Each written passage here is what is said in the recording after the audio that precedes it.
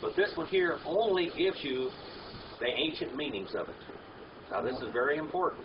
This gives you the what we call the etymology, the history of the word, how it was used, and where it came from, the origin of it.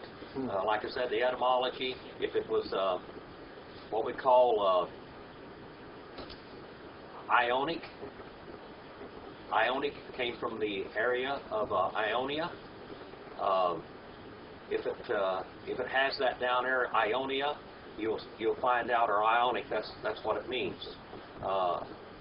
It would be Attic, the word Attic, A-T-T-I-C. If it says Attic, it means it came from Athens. The Greek language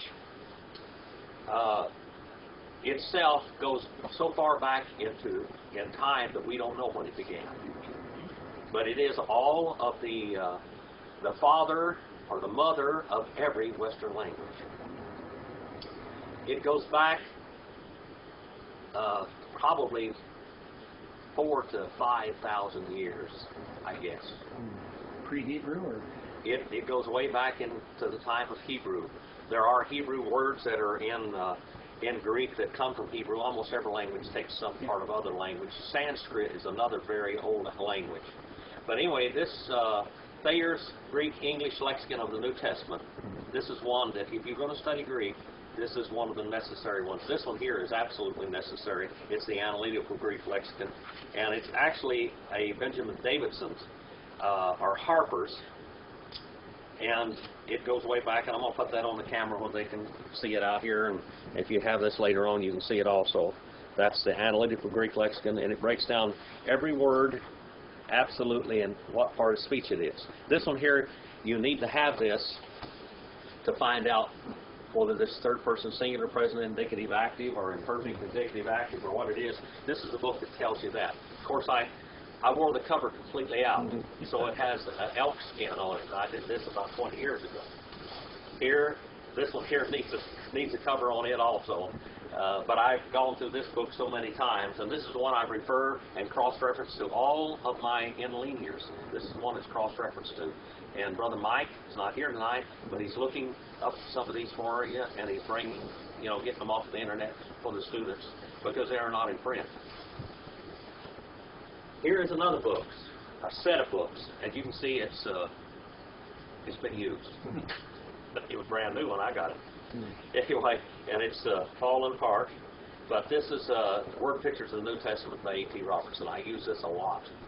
I showed you last week the book that I had last week was it went through Matthew all the way through Revelation. And you can take any Greek word and find out how many times it is and where it is in any verse in the New Testament. Remember, that one was that big. That's Multigeddon's concordance to the Greek New Testament. There's no English in it, though. You have to read Greek to read that one because there isn't any English at all. And I mean, it'll tell you right in front there, when you go into the thing, this is Bolton's concordance to the Greek New Testament. That's all the English you're going to get. Yes. Last night on History Channel there was a program on the Apostle Paul and his travels. Yes. Now, was it classical Greek that he learned or Koine Greek? He probably knew classical, but see, you have to realize Greek started out as the dialects, the Greek dialects. That's the oldest form of it, and it went from Ionia, Athens, the different areas. They would have a dialect of Greek there, but it was all Greek and it was all written in the same letters. But some words were developed in different places. Then it became known as Classical Greek. All of the classical writings that you read were in Classical Greek, including Paul's writings. Well, no, Paul's writings were in Koine. Well, that's right. All right. Now, the reason I asked this question is they made a very strong point that he learned and wrote in Classical Greek, and I questioned that. They made a mistake. Okay.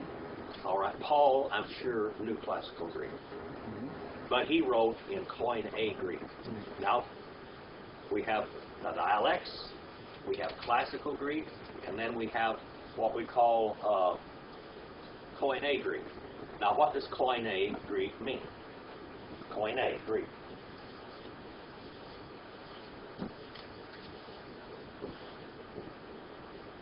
That's the term right there, Koine. Koine. That means common. Just simply common. Common. Okay. Common. See how it comes out of here? Common. Just common. Common people. So Common. basically it was the language of the people. Yes. It was a common language of the whole world. Okay? The common language of the whole world. And when he talked about Koine Greek, it meant the universal language of all of the people. The Roman coins, the Roman Empire took over the Greek Empire that was there. But the Greek culture actually conquered the Roman Empire. Alexander the Great was kind of like a type of the Antichrist. Now, I'm not saying that he was a real super bad person. I'm saying that he was a type of the Antichrist. The Antichrist is going to do what? He's going to conquer the world, and he's going to bring everybody under one language and one religion. Now, Alexander the Great, he brought everybody under one language, but he let their religions alone. He let them, worship whatever they wanted and everything. He respected their culture, but the language that they spoke and commerce in all over the known world, from India all the way through Italy and wherever, all through across the Mediterranean into Egypt and everything, was Koine Greek. And that language is the language that God wrote His Bible in, His New Testament. So people could understand. So that everybody could understand it. Now, Greek was the legal language of the day. Roman coins were printed not in Latin, but in Greek. Okay? The Roman language is Latin. Okay? Now, about 400 and some odd AD is when the Holy Roman Empire, the revised Roman Empire, whatever you want to call it, that they had at that time, that's when they took the Bible away.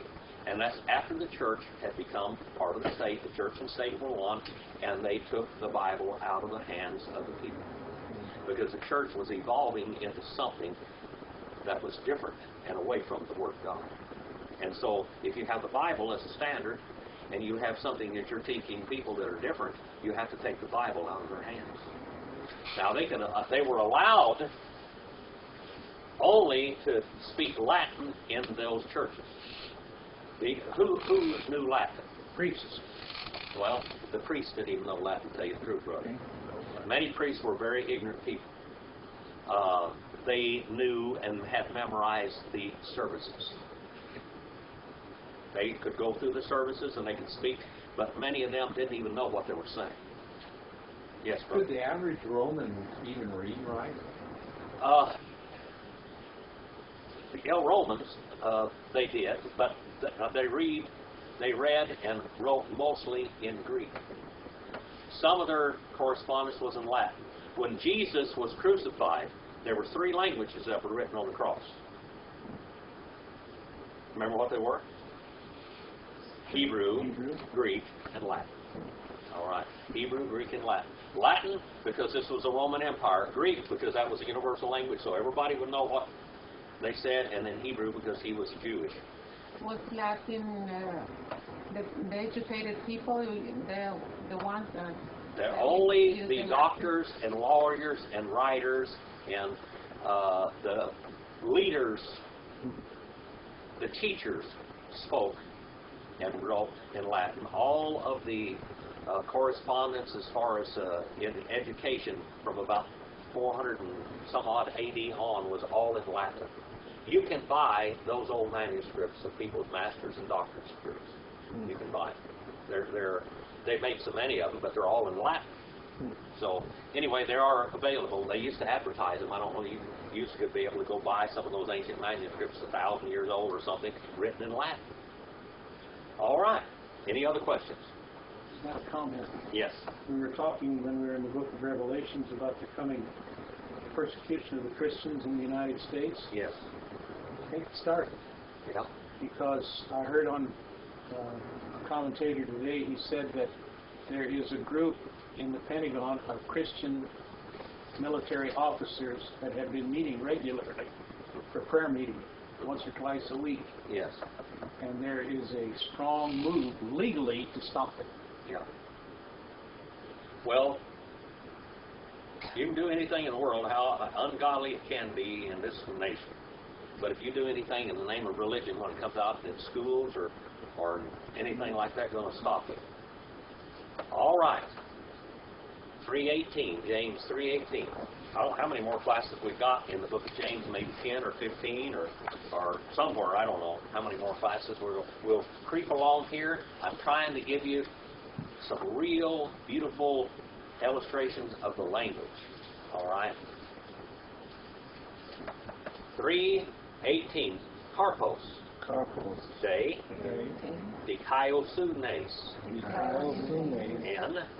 Irene. Irene. Sperate. Sperate. Tois. Tois. Poiusen.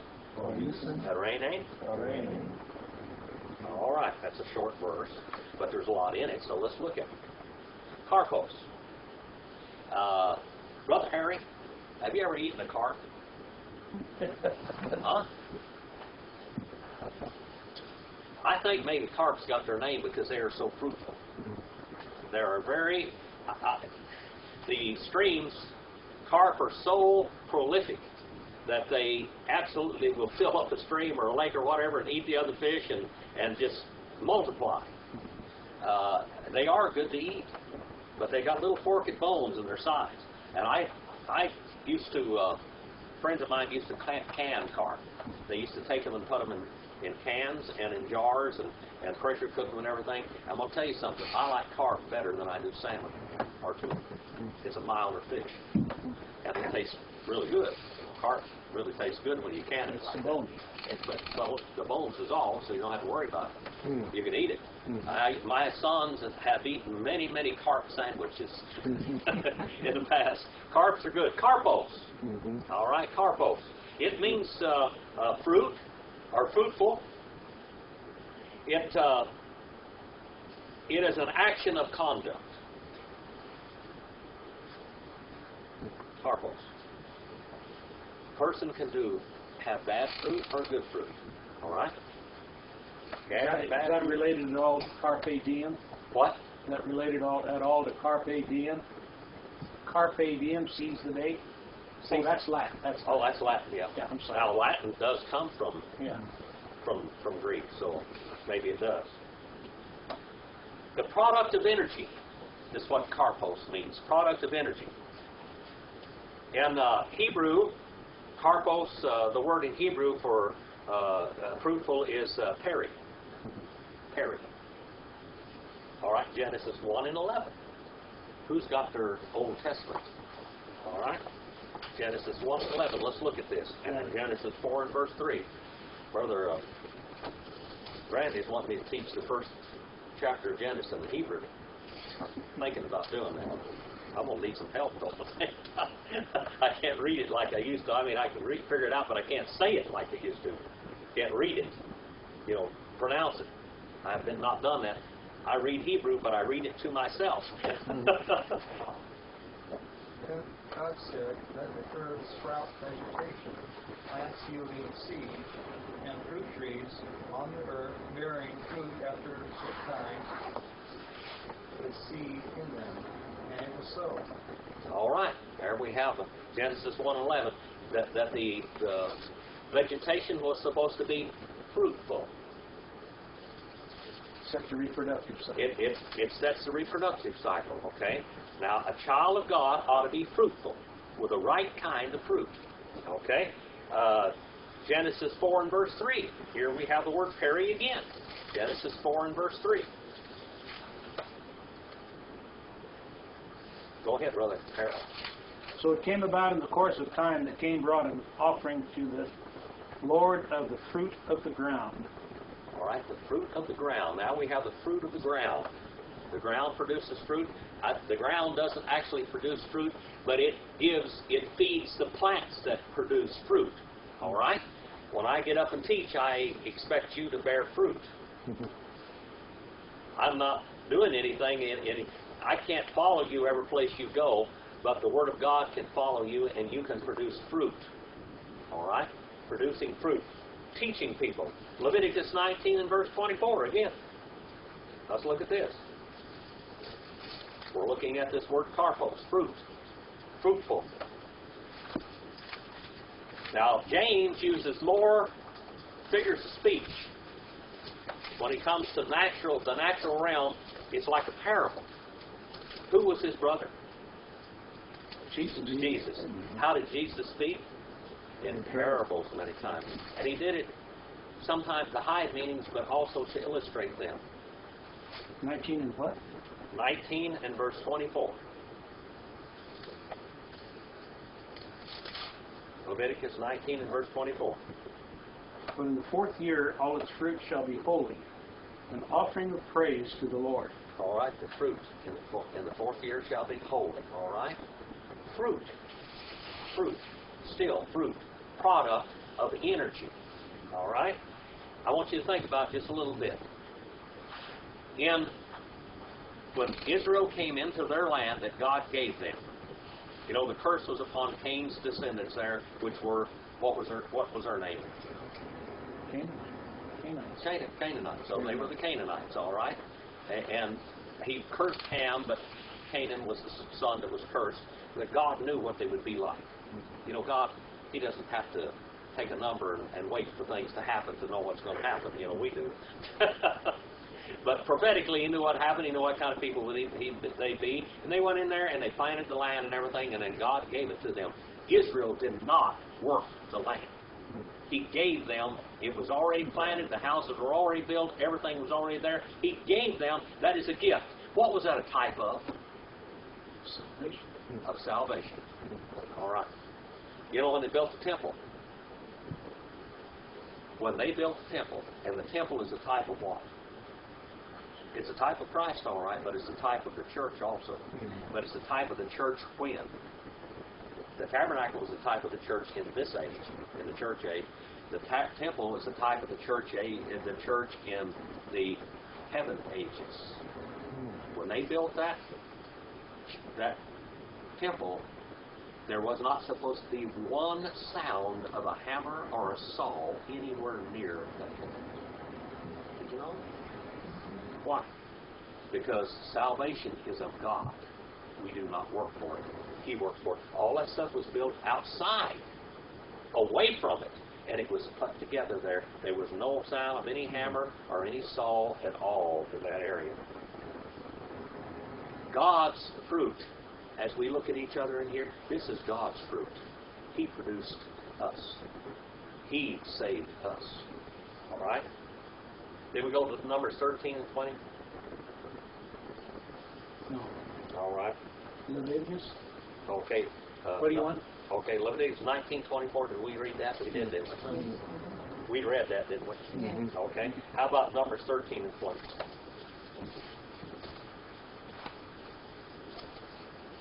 I'll look at this a little closer here. I can't read my own writing.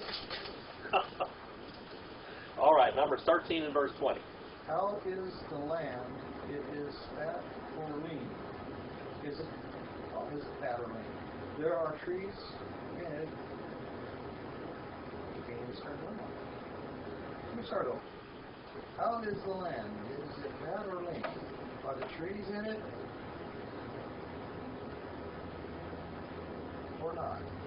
Make an effort then to get some of the fruit of the land. Now the time was the time for the first ripe grapes. That's the fruit. This is all fruit. Trees, plants produce fruit if they are healthy, don't they? I have an orange tree that I really love out there on that place, the best oranges in the world, but this year there is no fruit on it because it's sick. It's sick. So I got a doctor's support. Anyway, but if a plant is healthy, it bears fruit. If God's children are healthy, they bear fruit. All right, Deuteronomy 7:13. Here we have this word, tarry again. Derivations of it. Deuteronomy 7:13.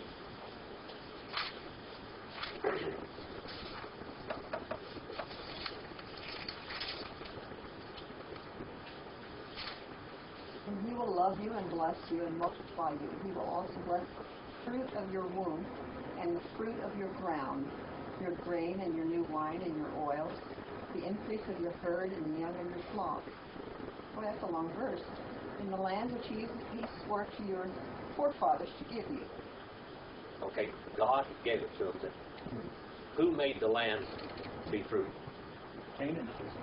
Well, who made God. it? God made the land produce. It was a land flowing with milk and honey, remember? God gave it to them. They were supposed to farm it how many years? 6 years and leave And one then year let it alone. rest for 1 year, like the Sabbath, okay? But God wanted them to do that for one reason. He wanted them to do this all throughout the whole occupation of the land. Why? To let the land rejuvenate. But to let them understand that God provided everything. And that if He could provide everything in 6 years, they would have enough left over to completely have more than enough the 7th year if they would trust God to provide. What do you have to do to be saved? Trust God. Trust God to save you. You have to trust Him to save you. There's nothing you can do to get there, people. Nothing you can do to get to heaven. You got to trust God to save you. In the New Testament,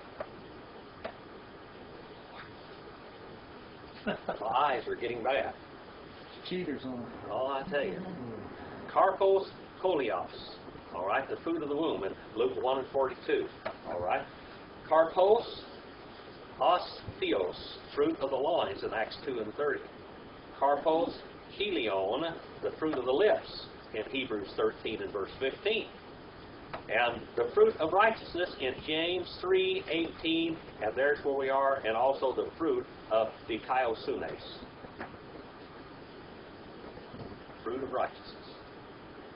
You can look that up on page 213 in your Analytical Greek lexicon, by the way. And the fruit of righteousness. All right, dikaiosune. Remember, say the word dikaiosune. Dikaiosune. All right, righteousness, the fruit of righteousness in arene.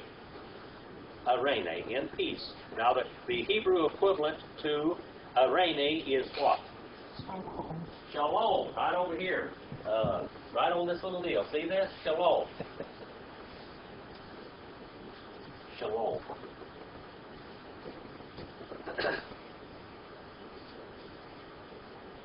Peace. Page 575 in Bullinger's, if you want to write that down. When you get Bullinger's Greek lexicon, you can look that one up. Page 575. Peace means the absolute opposite of turmoil. If your righteousness in peace is sown, sperete.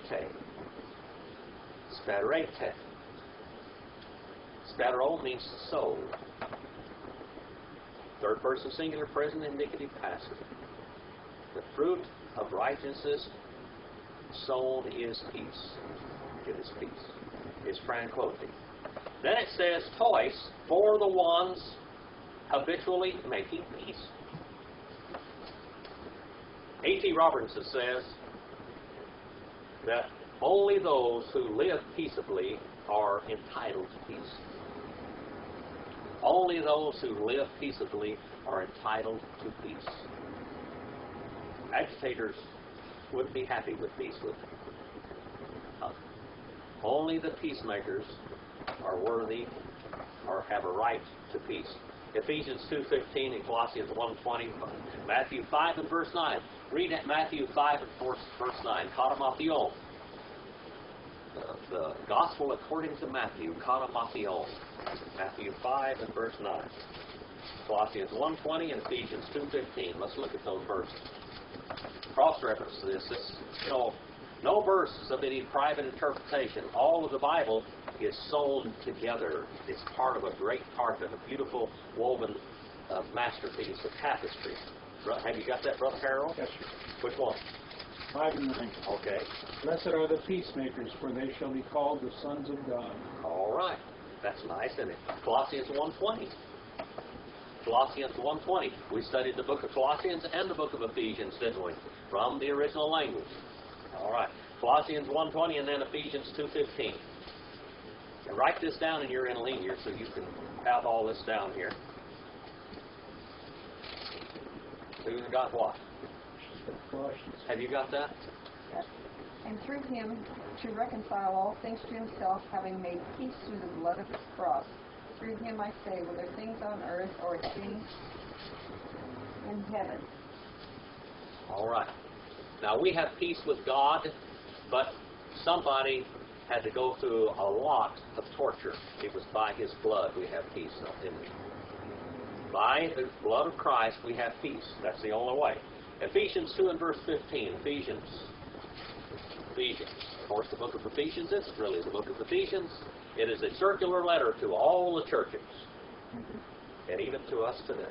Ephesians 2:15. You got that, Randy? By abolishing in his flesh the enmity, which is the law of commandments, contained in ordinances, so that in himself he might make the two into one man, thus establishing peace. All right. Is that Amplified Bible? New American Standard. All right. He might establish peace by his flesh, by suffering, like he did. 4 and verse 1. Get to the next verse. 4 and verse 1. We got two words here in the first line that are the same. You see, Tophen, polemoi, kai. What's that word? Tophen. All right. Tophen, makai, en, himen, uk, en tuthen, ek, ton, hedonen, himon, ton, strop to ovmanon, en, tois, malesin, himon.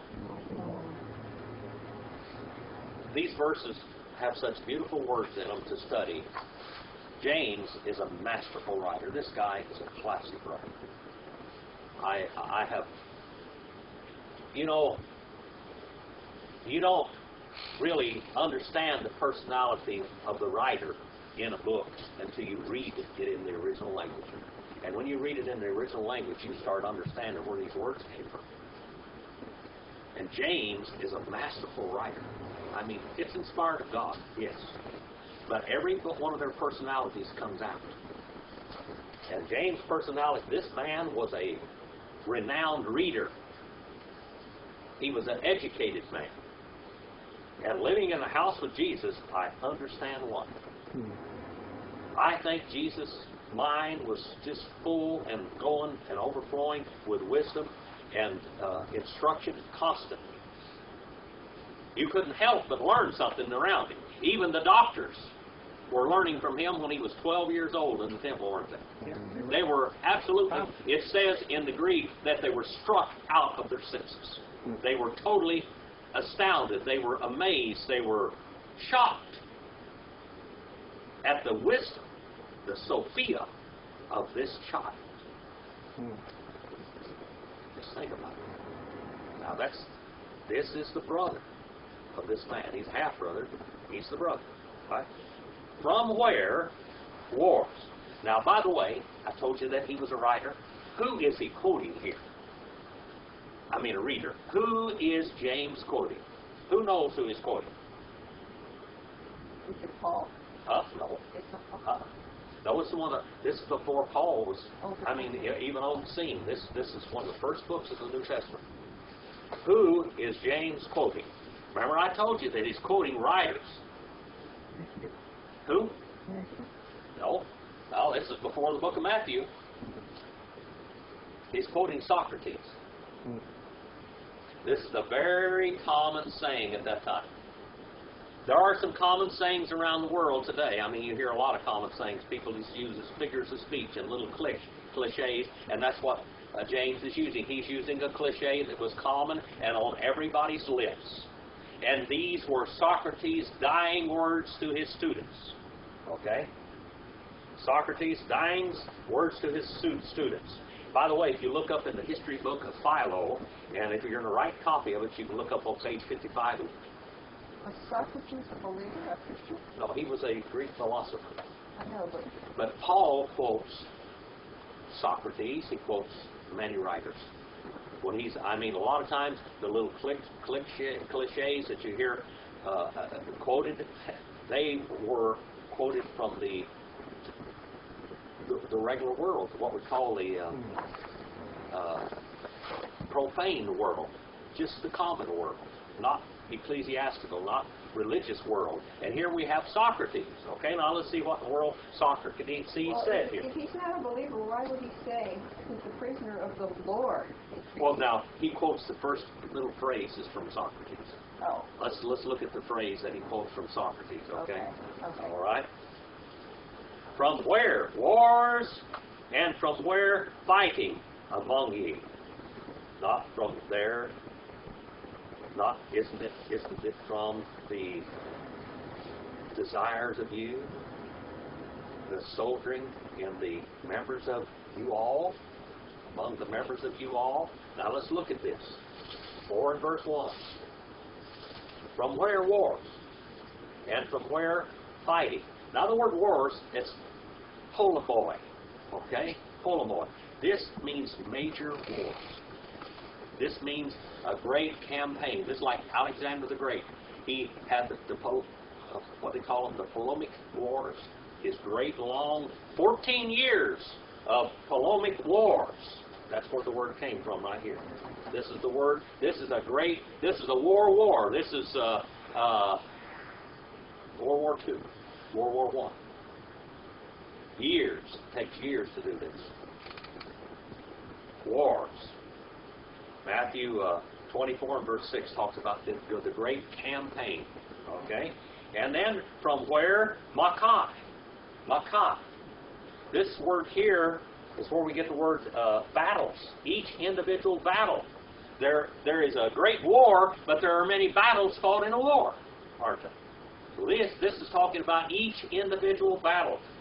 The word sword comes from this word. It means hand-to-hand combat. This means the fighting in close quarters. This means the brawls, the separate conflicts among you. All right? Now this is what Socrates is telling his students. Word is all this battling and fighting. What was Socrates doing when he was teaching this? He had already drunk the poison, and he was in the process of dying. And why were they killing him? Because they said he was an enemy of the state, and the man was a philosopher. That's all. He was a teacher. He was a peacemaker. He was going to have peace. He was going to die. The fighting among you all, not from this place, isn't the place that it comes from in 2K, page 142, if you want to write that down in that analytical Greek lexicon. You can look it up there. All right? It's used 4 times in the New Testament. Revelation 22, verse 2, Luke 4 and verse 9, and Matthew 17, 20, and right here. All right? And they probably quoted him. Okay? From there, from this place, this very place, ekton hedonon. Hedonon. What word in English comes from hedonon? Hedonistic. What's hedonistic? Uncontrolled pleasures. That's right. Sinful, sensual, lust, desires. Hedonistic attitude. That's what it comes from. He says, from where? Where does this come from? Out of your sinful, base self. This is what you call a base. B-A-S-E, base. The baseness of animalistic instinct. The baseness of animalistic instinct. Hedonism. This base, hedonistic attitude of you all. The ones soldiering now. Look at the word soldiering. Strateomeno. Present participle, middle voice, genitive, plural, masculine or neuter. It'll go either way. It comes from stratio. Now, what do you think our English word comes out of this word? Strateomeno. It means soldiery. But it means more than that. What? Strategy. Talking about strategy in the Middle East right now. Strategy in the Middle East. Strategy. Well, what is strategy? It's a plan. It's a plan. It is a plan to take over, a strategy to conquer. It is a strategy of how we're going to disable and take what the other person has. That's it, right there. James addresses nominal Christians. Nominal Christians that wandered into churches. Nominal Christians, so-called Christians, that bring all of the worldly desires and hate and envy and strife into God's churches. All right? That's the third word for warring in this verse.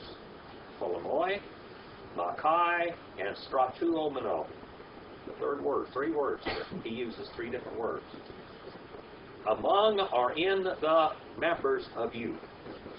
All right? Who's James addressing in this book?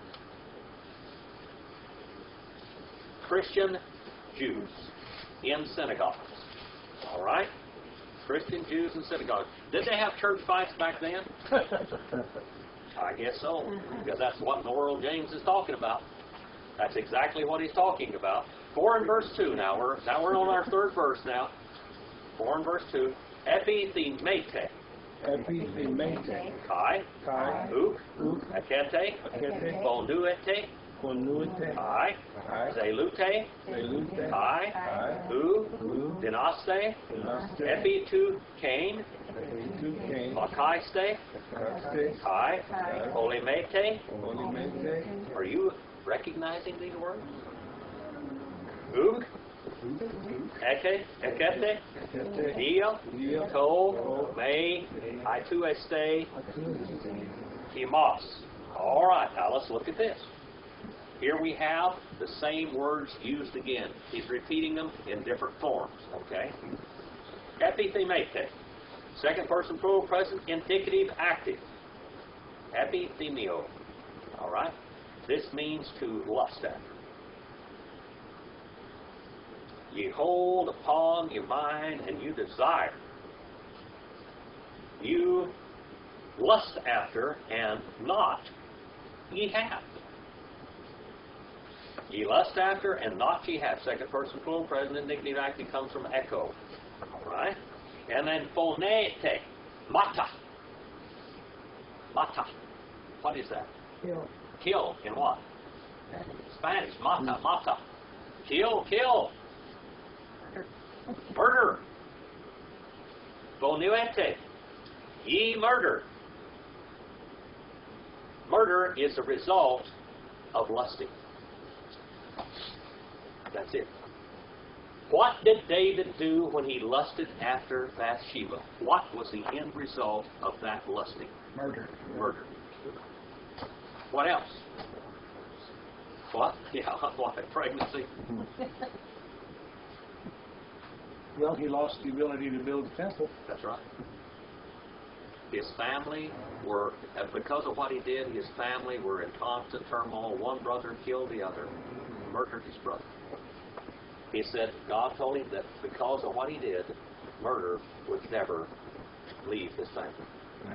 Absalom, Absalom, my son, how I love you, Absalom.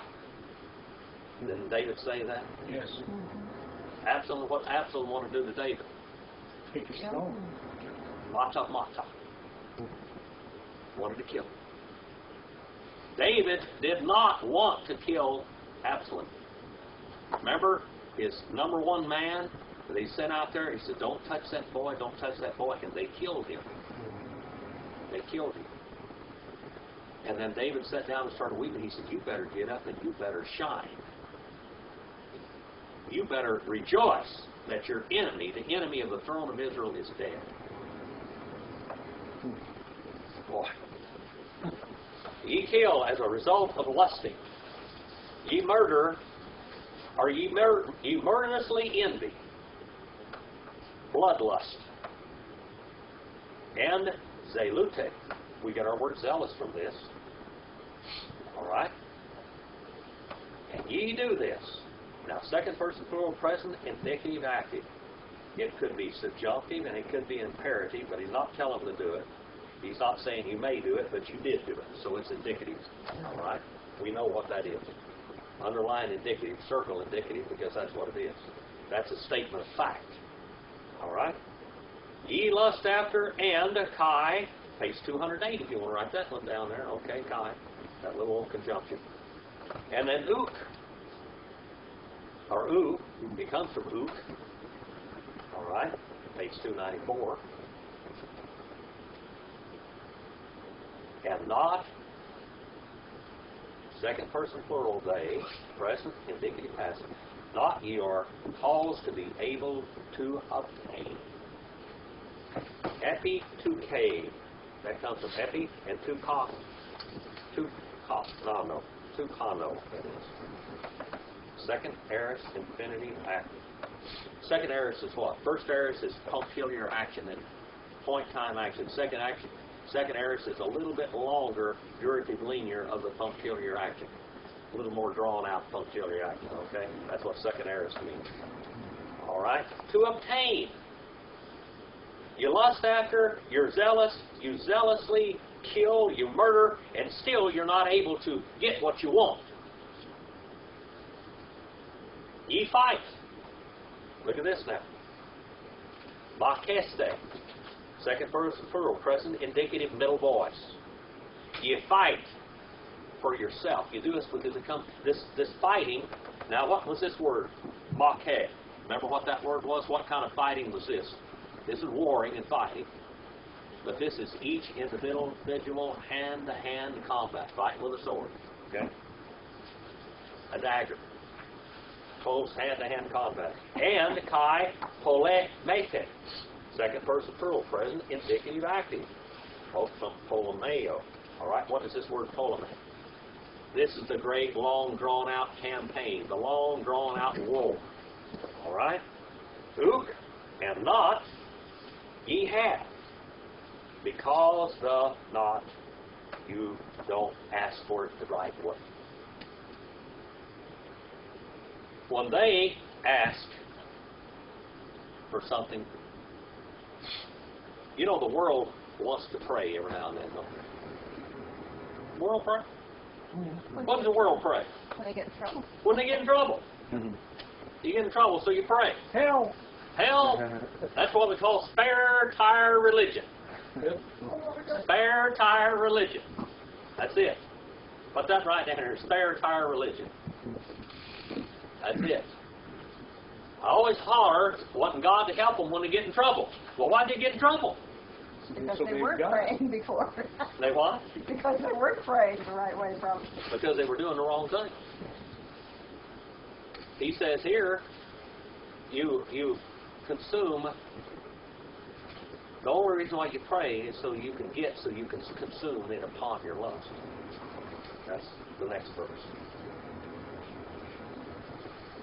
Spend it upon your lust, brother. Here. I've been thinking a lot about the word pacifism, and many religions claim they are pacifists, but pacifism is not as important as being a peacemaker. Do you see a difference there between pacifism and being a peacemaker? Yes. Because pacifists are not necessarily peacemakers. Not necessarily. Sometimes peace comes at great agony.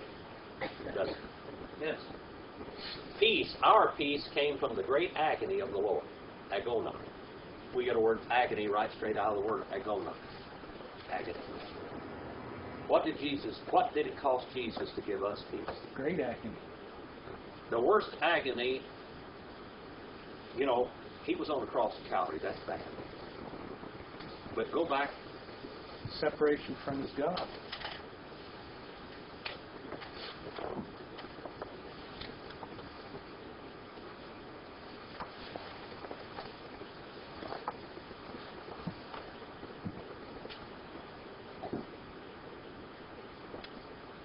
Go back to the Garden of Gethsemane. I have to get the thing over there where you can hear me. It takes a minute to turn that thing over. The Garden of Gethsemane. Gethsemane means a wine press, olive press, that is. That's where they pressed olives up there on the Mount of Olives. Mount of Olives. Back to the Garden of Gethsemane there. Jesus was praying there, wasn't he? He wasn't praying some Polly want a cracker prayer. They're praying over here. No Polly want a cracker prayer. Remember, people used to say, teach your little parrot, say, Polly want a cracker, and they'd give it a cracker when they'd say, Polly want a cracker. And that's not the kind of prayer Jesus was talking about. He was praying. Why was he praying? Prayed all night, didn't he? Because he knew it was coming.